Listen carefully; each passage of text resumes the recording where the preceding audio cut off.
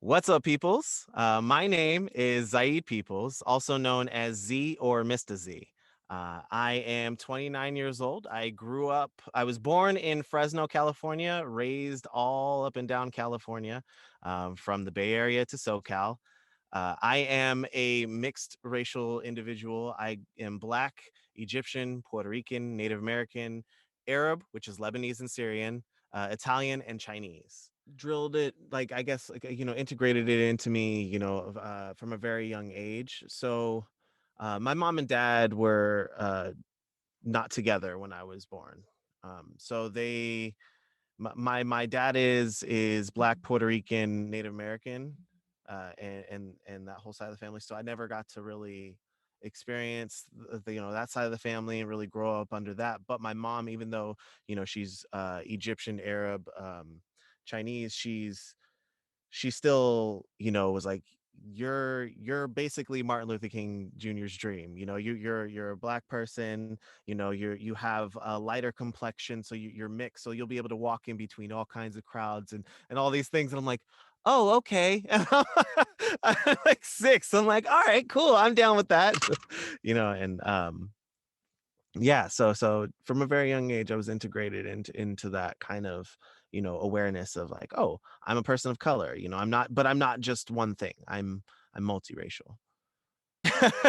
You see facial hair and the dreads and everything, so I get kind of a reaction from people when they first see me, but then being around them or what have you, that's kind of like, oh, okay. I seamlessly integrate with whichever group I'm around. I always did that throughout school. I wouldn't just stay with one clique, so to speak.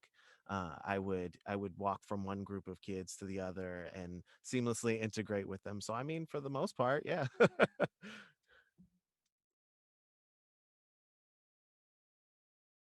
My experience with that was, I guess, the former, which was not being able to integrate into or be able to stick with one group because I didn't fit a specific mold. So if I was going to hang around with just my Black counterparts at school, um or if I was going to hang out with the preppy white kids, or the weird goth kids, or the eccentric theater kids, like, it just depended. But like, I didn't fit in to any one place for too long, because there was a certain limit that I could share in the experience, because I wasn't fully engulfed in, the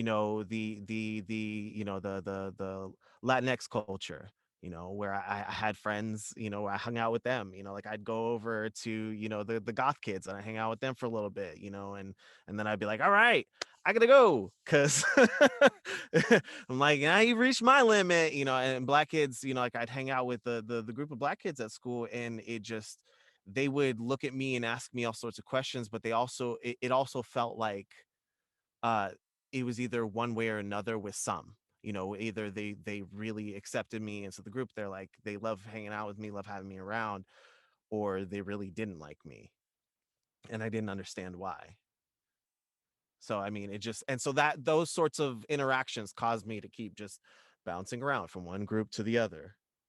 There's this feeling like you don't belong anywhere and you don't have any place that is originally home within multiple cultures, you know, whether you're African, and then depending on which region of Africa, you have ancestry, culture you can pull back from. If you're, Latinx, depending on, what kind, Portuguese, if we're talking about South American, like, trying to really dive into those roots, learning about the ancient Aztecs and the Mayans, and like really like diving into culture that is at the root of everything.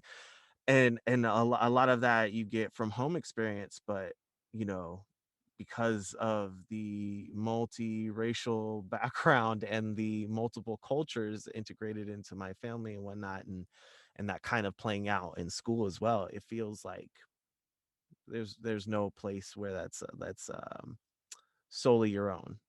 being mixed, either people outside the cultures will look at you, or outside of being mixed will look at you and say you're black, just because you have an ounce of that in you. And I got classified as that a lot. And so I had this weird duality where I'm like, I felt like I was being accepted, but then when I would go to feel accepted, and I'm like, oh, I'm black, and then I go to the group and they'd be like, no, you're not. And I'm like, oh, okay. They call me mulatto, they call me one thing, they call me another. So there's one thing I would start off with saying is be confident in your identity, especially because you're going to be going through school feeling lost. Get to know your different cultures, find out where you derive your strength from in that, because it's going to be a rough road, but there are going to be other kids and people out there that are going to share experience. I didn't find a group of individuals who would meet, you know, pre-pandemic, that would meet weekly, that was about being mixed. They talked about mixed culture. They talked about what it's like to be a mixed person in the dating world. They would get into all these different levels of the mixed experience, just because there was no camaraderie prior to this group where you could go to and be educated, feel like you belong, feel like you're accepted by others, other people that look like you. Because I mean, um uh pertaining to the next point that you made, like, yeah, we mix people come in all different shades. So that's a hard one to deal with, just because I've had to explain to my kids, like, during the height of the Black Lives Matter movement, recently, my even though my kids are fair skinned, I had to explain. I'm like, hey, this is happening because, to people who look like me, or things like that, just because there's this, I had to basically break down, what was going on with it, and, like, kind of explain to them, even though you don't look like me, you still hold my blood, so it's a part of you. And people have a problem sometimes with others' differences. And so we have to work towards, being able to celebrate each other's differences, and not demonizing them. So trying to give them, like, a new outlook, but also to give them understanding of, like, but there are some people that are going to not like me because of the color of my skin, or not like you because of the color of your skin. And what right now that's happening is we're working to change that. We're trying to work to change that narrative, to change that experience for people. But you know that goes all the way back to, handling colorism within our communities, um, because it runs rampant, and it's hard to deal with, um, if you don't know how to identify it and how to rectify it. One of our episodes about colorism, we had someone on who is Filipino, and they talked about the copious amounts of white skin whitening products that their own family would push on them, because they were like, you need to have lighter skin, you need to look more Chinese, with lighter skin, so you or more, racially ambiguous, so people can't tell what you are, so that, you'll become more popular, whatever it is you're doing. And these kinds of things, uh have been put in each of our cultures to kind of divide us amongst ourselves, also because there's a lot of harbored trauma from, past. But, as we move forward, it's imperative that we find ways to break that down, and be able to. I mean, it's hard to say, like, as teenagers, as kids, it's fun to make fun of each other, because, especially when it's your friends, because you love each other, like, you guys are just kind of like riffing, or whatever, I mean, I know when I grew up, we did the Dirty Dozens, you know, there'd be, yeah, your mama jokes, back and forth, is what you call it, and And it wouldn't be from a place of malice. It would be from, from the heart, because then, like, we love each other, so we would get to that point of like, all right, we should stop, it's now getting personal, you gotta quit it. But like, and like, people would talk about the color of each other's skin, so you'd make jokes about being light skinned, jokes about being a dark skin. And like, it's all fun and games until you get to a point where it's driving home the colorism narrative, that is brought on, of like, like, then that's when people start harboring onto that, and like, they put it in their own internal dialogue of, this is what people think and say about me, or this is what's happening, because like, people will do it so much or so often that gets integrated into them. They're like, oh, I guess I'm just supposed to be that way, you know um, when it's not true. You don't have to be beholden to what other people say about you. I mean, personally, I would just step in and be like, whoa, whoa, whoa, whoa, whoa. Like, I would just pop. I mean, because I'm just who I am. So I would just pop myself into the middle of the situation and be like, hey, hold up. Let's take a moment. Take a moment.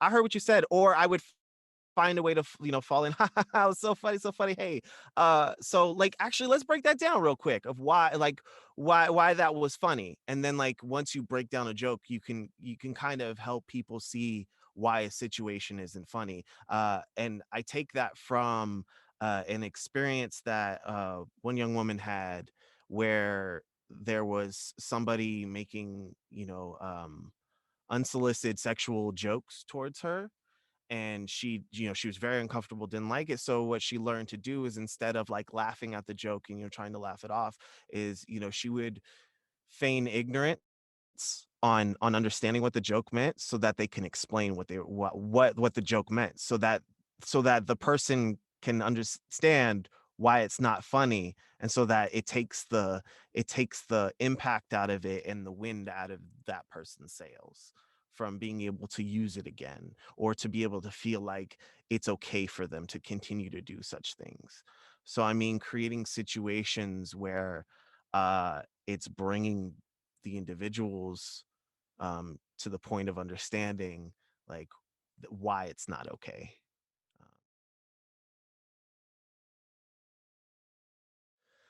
So the one in elementary school, I was walking home. I can't remember what grade I was in. I was young though, and my best friend and I, we lived in the same apartment complex, half a mile up the road from the school. So we would walk home all the time. He was a lot shorter than I was. I was always tall for my age. He was a lot shorter, a lot darker skin than I was, and we were walking home in these group of tall, older, Caucasian girls. They were behind us, and they were just talking and talking, and like, I'm not paying attention, but he is. And he he was starting to get upset, and I was like, wait, why are you getting upset? And he's like, oh no, they're talking about us. And I hear them start, like, they're saying all sorts of things, like all sorts of crazy stuff that is getting his attention. Like, one of the things the girl said, it was like, oh, my daddy used to own your daddy.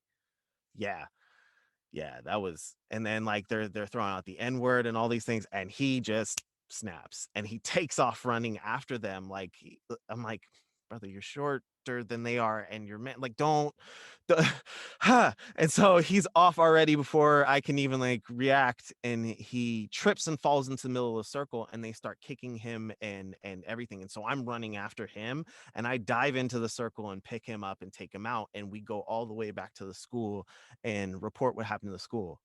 I don't remember what happened to these girls. I just remember the school said that they took care of and handled the situation. Never saw them, never heard from them again. Yeah. That's all we were told after the whole ordeal. Um so that was elementary school. But I mean, I because I didn't have, the awareness to be like, oh, what happens next? I was just like, yo, that was not okay, and this is why, and this is what happened. And then all the teachers, the face that you made, and then the office people, they made that same face, and then they were like, are you serious? So they handled it right then and there, I'm hoping, in the proper ways. The high school experience was, I was in theater. I was in advanced drama, and I ended up, meeting my soon to be girlfriend at that time, like we got really close. We would do musicals together, ride home from practice, all these things, give each other rides back and forth. And we got really close, and we were dating, and her parents met me like opening night, and we got to drive back home together, after each of the shows. And then one day I get to or like on a Monday, I get to school, and she's like crying, tears, bawling. And I'm like, what's going on? Are you okay? Like, what happened? Who died? You know?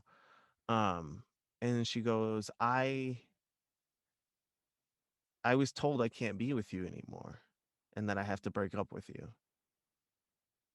And I was confused. I was like, why? I was like, what did I do? Parents love me. Like, what did I do? And she said, well, I can't be with you. It's because you're black. And it was, I think that was the first time that it had hit me that I'm like, this is still an issue? Like this is a thing? And I was so confused. Even though I had experienced something years prior, it still wasn't like within my realm of stuff because it didn't happen often. And even when it did, I was so oblivious to the situation until my attention was drawn to it. But I was so thrown aback when she said that. Like I was so distraught, and it hurt. And like it was hard because I carried that with me. Um, I mean, there's many different ways you can quote speak up. You could do it personally with people that and like have those hard be willing to have those hard conversations that are necessary.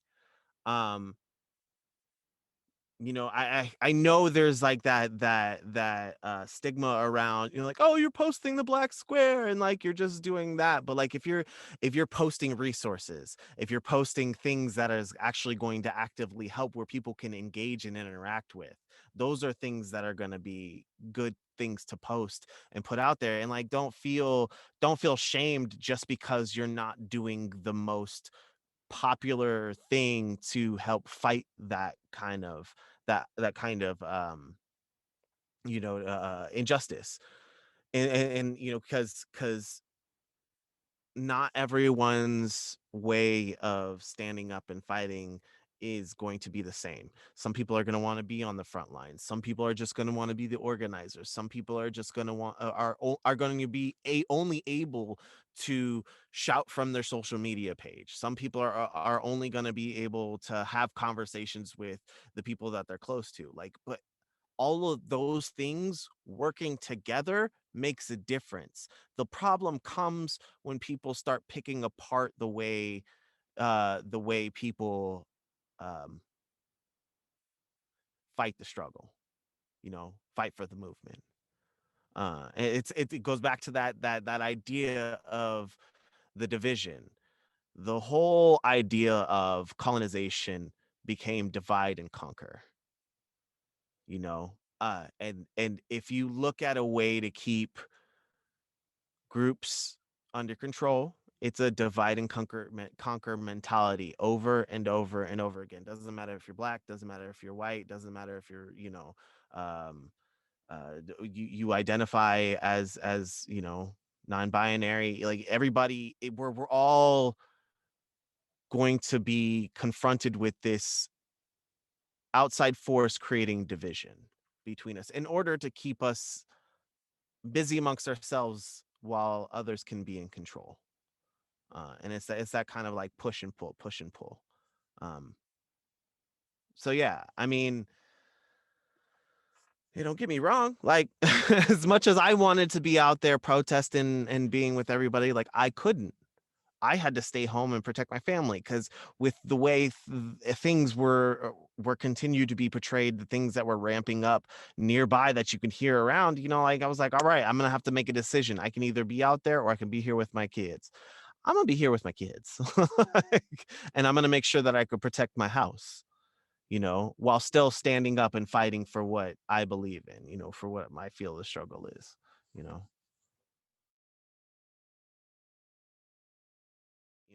During Black History Month and the chapter in school where we learned about everything Black from slavery to Martin Luther King, because that's all they included in our books. I wish there was more of this extensive, dive into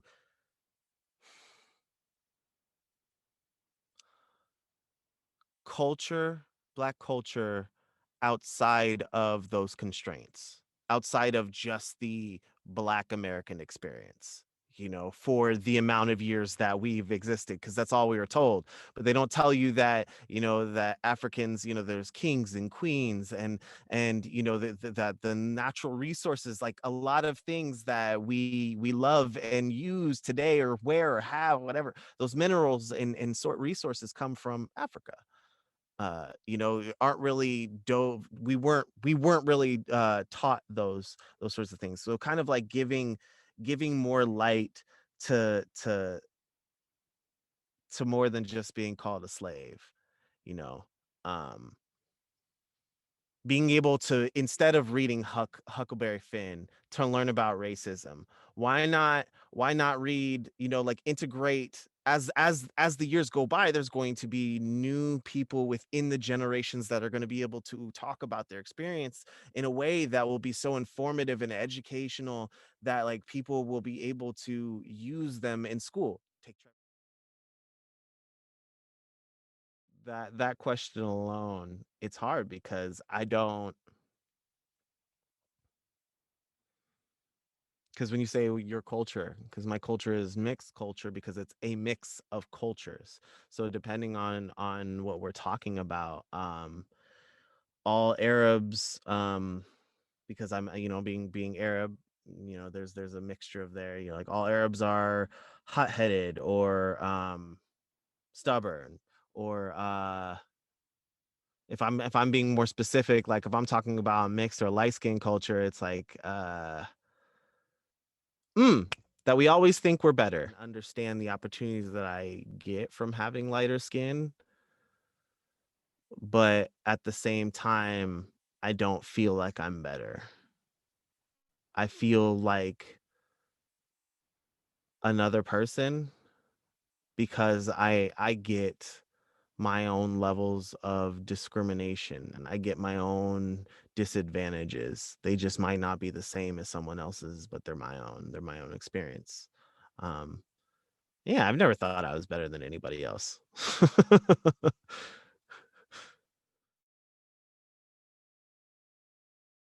I made it personal. I try to redirect the individual to be able to see, because like, I'm part of fraternity, and I have, like, conversations with, people of all different ages and races and what have you. So I have like a 75-year-old conservative straight white male that I talk to. And like we'll get into full conversations and debates with me, and I'm fully for it. And he was on that same path of, like, all lives matter. Um and I had to explain to him that I was like, okay, I just kind of want to, after we talked, and like I listened to understand what he said. Then it came his turn to be able to listen to understand where I was coming from, because we had made that connection.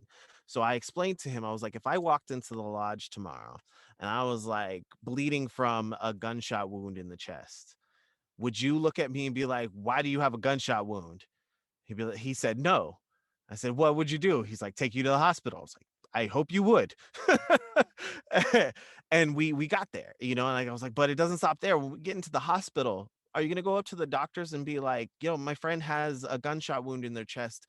Can you please help them out? But before you take them back or do anything with them, can you look at me, for me too, me first, and me and the people that brought him in, because, our hearts are hurting, and he goes, no. I was like, I hope you wouldn't. I was like, what would you say? He was like, help my friend, he's bleeding, he has a gunshot wound, help him now. And I said, right? He goes, yeah. And I was like, all right. I was like, and it doesn't stop there. When I come back out, it's not over. We don't just get out of there and go home. I'm going to come out and I'm going to be like, okay, before we go, can you guys please check my friend's heart? Because I know he has a congenital heart disease. And I want to make sure he's okay, because this whole ordeal has been strenuous for everybody. So it's not just it's only me.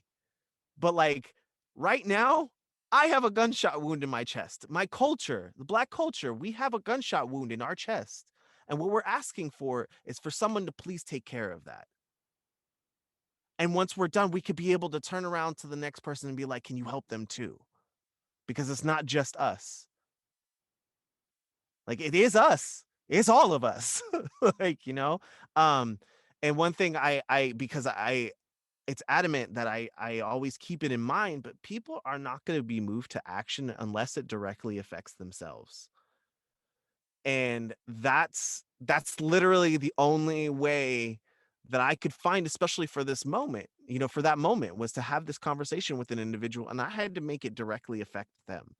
So they understood because they know me, they love me, and they don't want to see any harm come to me. But that doesn't, and I said that sort of compassion shouldn't just stop with me. If we're if we are all a people to that pride ourselves in looking out for each other and helping the little guy, and being pillars in the community, why wouldn't we want to put that forth? Why wouldn't we want to expand that sort of compassion to others and to understand where they're coming from? Because that's going to be the hardest thing, is trying to understand where someone else is coming from, because you're going to need to want to understand where someone else is coming from. Sitting during the height of the movement, I was sitting at the table, I think the day after, or like there was just a lot of things happening, a lot of protests happening. The city got burnt down, everything. And I'm sitting at the kitchen table by myself, and I couldn't focus on anything. And all I could feel was the weight, the sadness, the anger, the fear, the everything that everyone was feeling, everything that was being felt from generations ago. And I just cried. And like I couldn't see that light at the end of the tunnel. So I felt into that fear and felt even more sadness, continued to cry. When that morning we got the news about, being able to have the first Asian Black female vice president in the White House, it wasn't until that night that I subconsciously walked through the house, because like I was really happy. I was like, I didn't cry yet, but I was just like, I was blasting, you about to lose your job, like a whole nine, like just celebrate, like like most of the world was doing. um and then I'm wandering through the house that evening, and I ended up just plopping down somewhere, just not even focusing. I couldn't think, and I didn't understand why, and I was just sitting. And then it hit me, everything that I was feeling and that I felt during the height of the Black Lives Matter movement to now, to that day, and to feel that, even though it might not have been like a total pressure release, just to feel a pressure release whatsoever, it brought back that idea of hope. Like it hit me in so many different ways, being waves, being a father, being a Black man, being a mixed Black man with Arab, with all these other cultures that historically have been hated in America. So I mean, like all these things, to be able to feel that, like, okay, the country I'm living in might not hate me, for the next 4 years. Maybe we'll be able to, maybe there'll actually be a chance to restart the necessary changes that need to be made in order to make things better. Um, so I mean, like it's been really powerful because it's given me a realignment to feel closer to one of my cultures. Um, and having that level of representation, because I'm not, like, like I said, I'm not just Black, I'm not just Arab, but I'm also Asian. So like Black Asian in the White House, I'm like, oh my gosh, that's so cool. you know um so yeah, it feels more hopeful now that we can see that.